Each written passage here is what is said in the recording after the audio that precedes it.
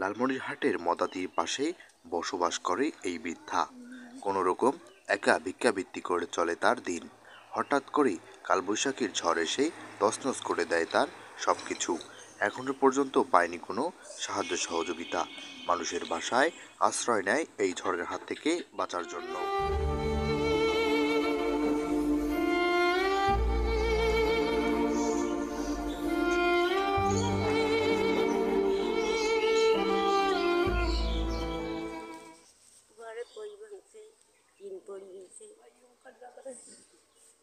Member chairman কেউ আসছিল?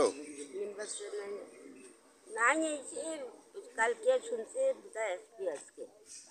ও আসেনি এখনো? না, দুইটা ভেঙেছে। এখন আছেন কই? মাঝের বাড়ি। খাওয়া দাওয়া? খাওয়া দাওয়া মাঝের বাড়ি। একাই থাকেন? তাহলে থাকবে থাকলো কিছু, ঘর না হলে থাকলো কিছু বর্ষাকাল।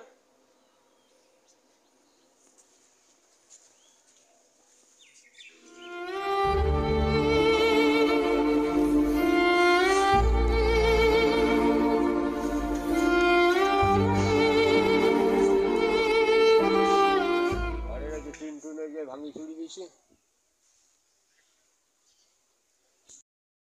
গেলে লোকের দরকার আছে, টাকা পয়সার দরকার আছে, এখন থাকার কষ্ট খুব, থাকতে পারতেছে না, ঘরের দরকার।